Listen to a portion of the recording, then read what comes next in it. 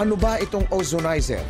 Ang water, air purifier, and sanitizer.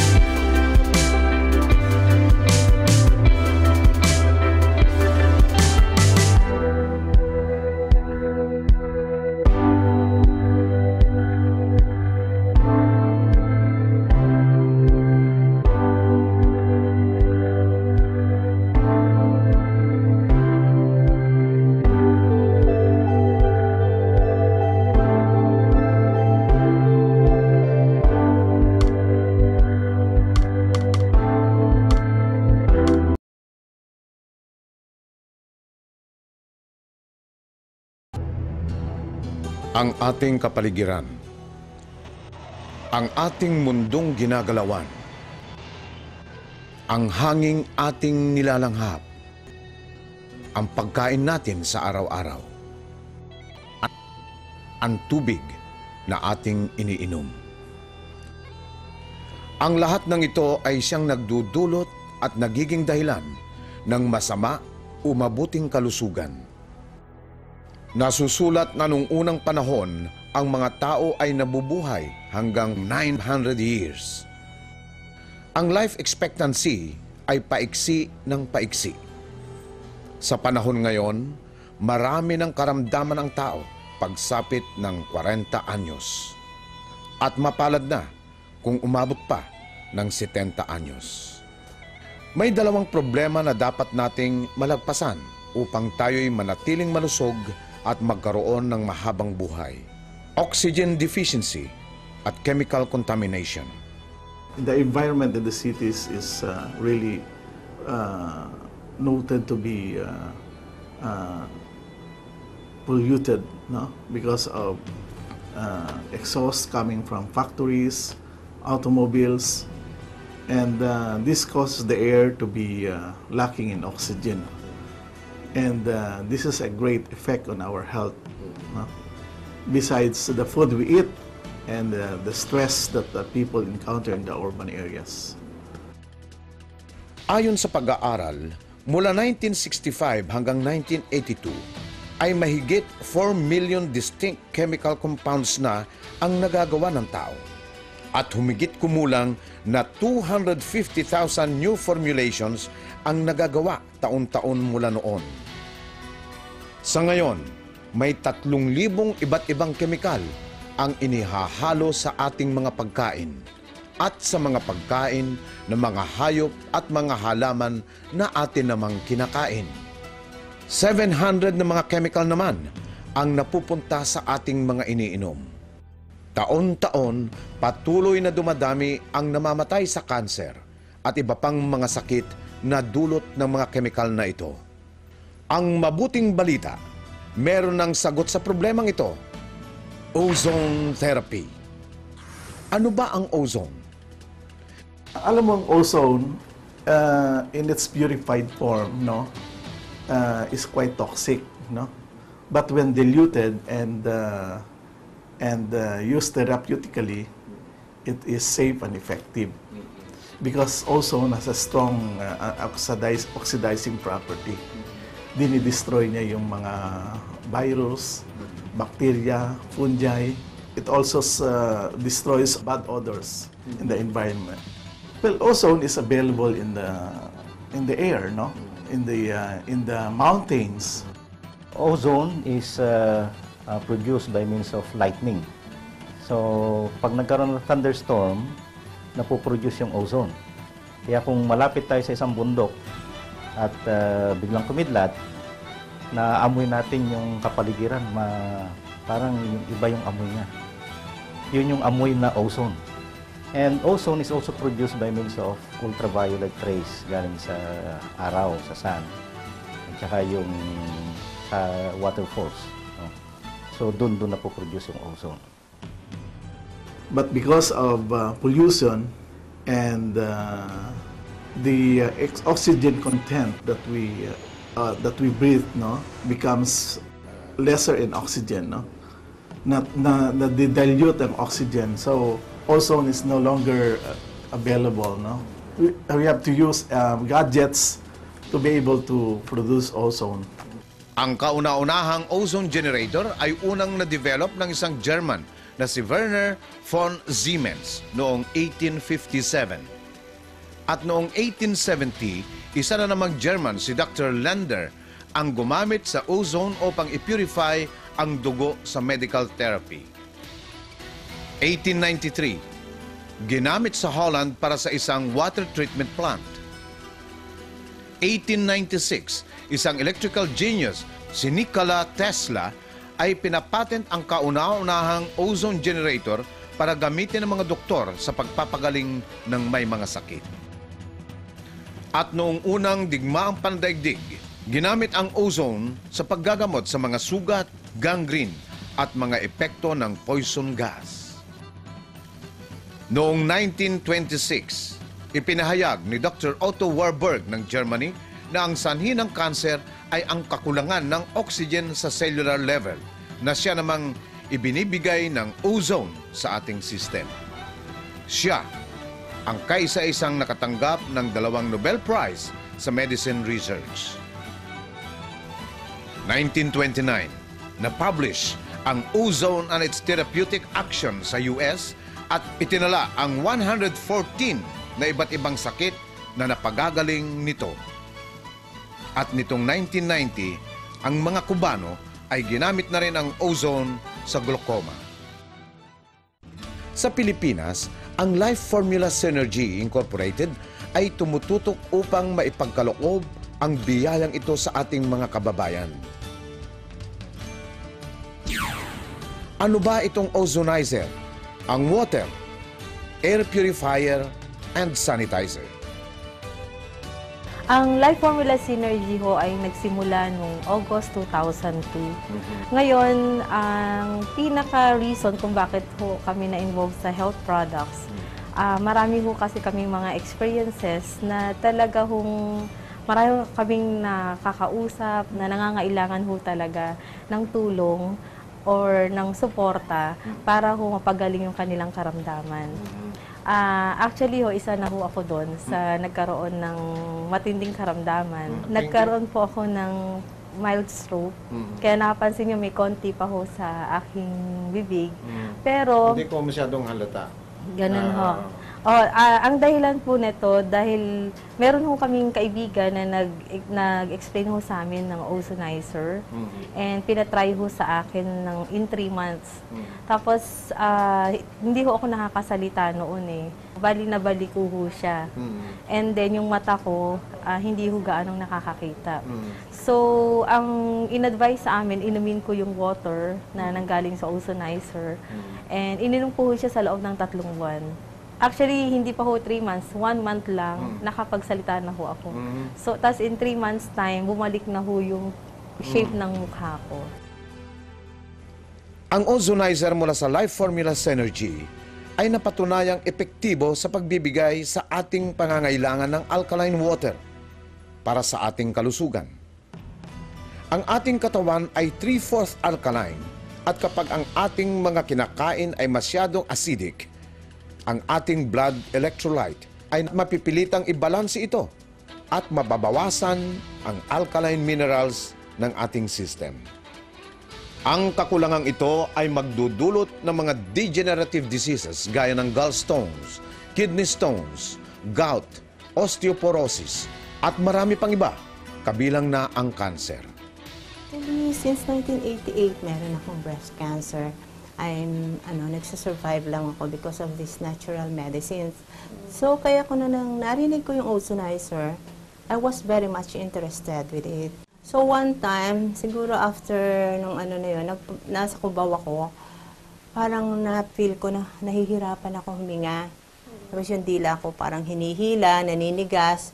Pero I don't know anything. Sabi ko, ba't parang nabubulol ako, nahihirapan ako? Tumawag ako sa office. Sabi ko, nag-o-ozonize ba kayo ng tubig? Sabi nila, oo. So, I took a taxi. Nagpunta ako dito. Pero talaga hinahabol ko yung hininga ko, nauutal ako. Ini-interview nila ako doon. Hindi ako makasalita ng tubig. Pinainom nila ako ng capsule na dito rin eh. Plus, after taking the 5 glasses of oxygenated water, talagang parang nagdahilan lang yung pang-uutal ko. Nagulat sila. Nung in-interview nila ako, sabi nila, oh, nawala na yung pang-uutal mo. So that is the time na naikwento ko sa kanila ang pangyayari. Sa pamamagitan ng ozonization ay nadadagdagan ng oxygen ang ating hanging nilalanghap at pinupuksa ang mga harmful elements. Sa tubig naman ay nadadagdagan ng isa pang negative O sa H2O. Kaya't ito ay nagiging alkaline na kailangan ng sistema ng ating katawan upang i-flush out ang mga lason o acid wastes na resulta ng unhealthy diet, mga cola drinks, stress at pollution. Ang alkaline water ay nagdadala ng negative electrical charge kaya't nagiging natural antioxidant. At ang electrical charge na ito ay pumupuksa sa bacteria, viruses at fungi. Gumaganda ang kalusugan dahil sa extra oxygen at mas madaling na-absorb ng ating system ang mga vitamins, minerals at iba pang nutrients na kailangan ng ating katawan. Meron akong cyst noon sa paa, kung tawagan nila ay planktonic cyst. Nung naglalakad ako, pipilay-pilay ako, then nakita nung isang doktor, in the name of Dr. Gaspar from Pampanga, na-opera yon. Then after operation, in November, the following year, 3 months after, nag-recur. So, kailangan yun ma-incise at saka ma-cauterize. Ayaw ko na dahil 2 months uli akong hindi makakalakad. So, yung friend ko ngayon, naisip ko yung ozone. Sabi niya, it is bactericidal, fungicidal, and it is the best disinfectant known to science. Kaya, nakalagay doon, ozone bubbling. Ang ginawa ko ngayon, nag-ozonize ako ng tubig through yung gadget, then isinok ko ito ng Friday. My operation is supposed to be on Monday. Kaya nung Friday pa lang sinok ko yung paa ko na may cyst. Then napansin ko namuti. So ang tendency niya, nung mamuting ganyan, nag-nervous ako baka yan na-infect. O kaya tinuloy ko pa rin ng Saturday, tumitigas, nagiging puti. Then Monday, napansin ko yung cyst, pwede mong tanggalin. So naka-schedule ako ng Monday, hindi ko na tinuloy yung operation because nag-heal na natanggal yung cyst. Sa pag-inom ng alkaline water, ay nare-recharge din tayo at lumalakas. Okay? So, ino-ozonize na niya ngayon yan. Pero habang inaantay natin, tignan natin yung power ni Mon. No? Bago niya inumin yan. Mon, pagkaganon mo nga, pinakamalakas mo. Yan. Pinakamalakas mo yan, ha? Yan ang pinakamalakas mo, ha? Okay. Pakita mo sa camera. Yan. Pinakamalakas ni Mon yan. Bubuksan natin. Okay. So, nabuksan, ha? Okay. Sige, ngayon, alkaline water na yan, no? Inumin mo ngayon yan. Ito? Oo. Bilang tayo ng 30 seconds, susubukan ko uling buksan yan. Tingnan mo kung gaano kalakas ka na. Diretso na. Lahat. Lahat yan. Actually, kakunti pa nga dapat. Sige. Seconds, sige mo muna, ha? Same position. Ganyan ka pa rin. Yung kung gaano kalakas ang ginawa mo kanina. Yung pinakamatindi eh. Yung perso mo kanina. Pinakatodo. Oo, okay. Tignan mo ngayon, ha?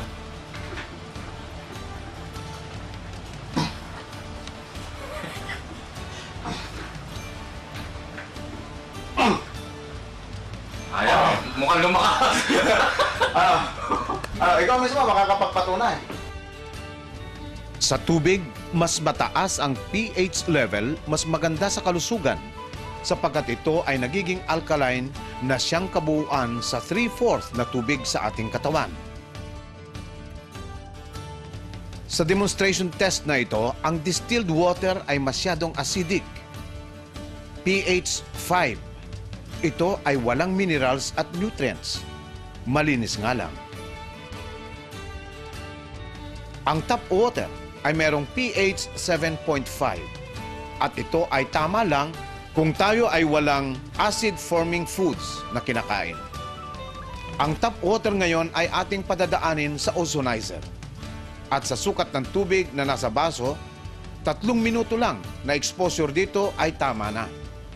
At ngayon, makikita natin na umabot na ang pH level nito sa pagitan ng 8.7 at 9.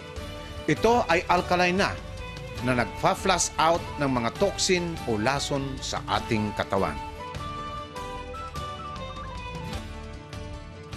Sa mga kinakain araw-araw, ang karne na nabibili sa mga pamilihan ay madalas kaysa hindi ay ginagamitan na ng chemical upang lalong tumaba bago katayin. Sa ganon ay mas maganda ang kita ng mga nag-aalaga. Sa demonstrasyong ito ay makikita natin ang karne ng baboy na idinaan sa ozonizer upang malaman natin ang mga acid wastes, fats at toxin na nakapaloob dito bago natin lutuin at kainin.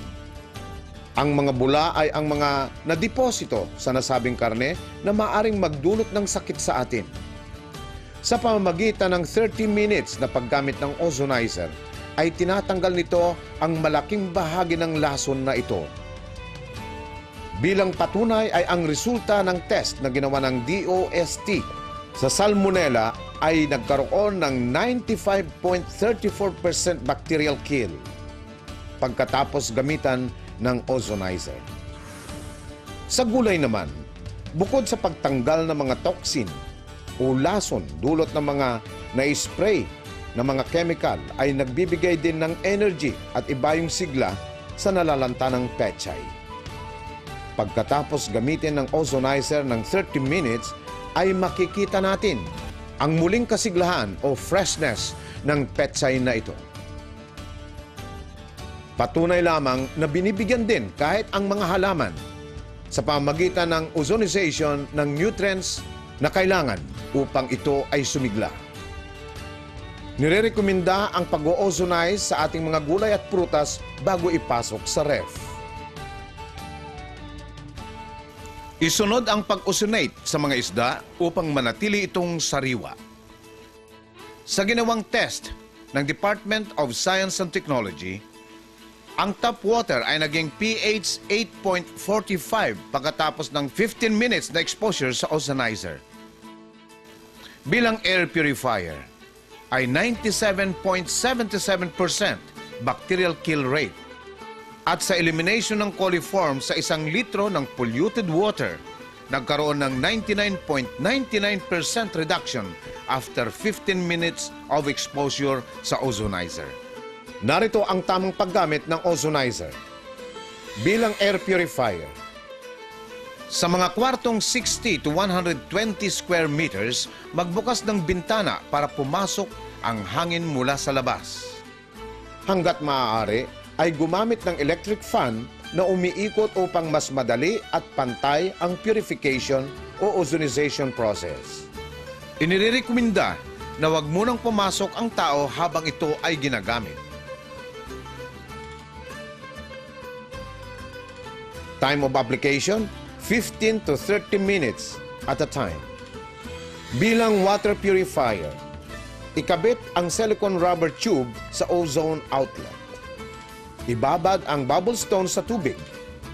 Ang pag-o-ozonate ay depende sa level of contamination ng tubig at dami. Mas marami, mas matagal. Nirekomenda na inumin ang alkaline water 30 to 60 minutes pagkatapos mo-ozonate. Kung iimbak at gagamitin ng mas matagal, isara ng mabuti at ilagay sa refrigerator. Sa mga pagkain, ikabit ang silicone rubber tube. Ibabad ang bubble stone sa tubig na tama lang ang dami upang mailubog ang mga gulay at prutas. Pagkatapos nito, banlawan lamang sa ozonated water at hayaang tumulo ang tubig bago ilagay sa ref. Sa katawan at pagpapanatiling maganda ang kutis, gamitin ang ozonated water bilang pangbanlaw matapos maligo o gamitin panghilamos. Maaari din itong gamitin sa mga masiselang bahagi ng katawan upang maiwasan ang bakterya at fungi. Sa mga damit at iba pang kasuotan, gamitin ang ozonated water bago patuyuin o di kaya ay gamitan ng ozonizer ng 15 minutes ang mga damit habang ito ay nakahanger sa loob ng cabinet.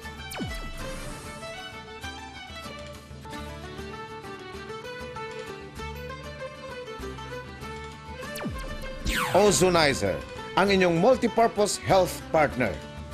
Ang prinsipyo at system ay mula kay Otto Henrik Warburg, two-time Nobel laureate at winner ng Nobel Prize for Cancer Research. Ozonizer, air, water, and food sanitizer. Kabalikat ninyo sa magandang kalusugan at nagbibigay din ng magandang pagkakakitaan.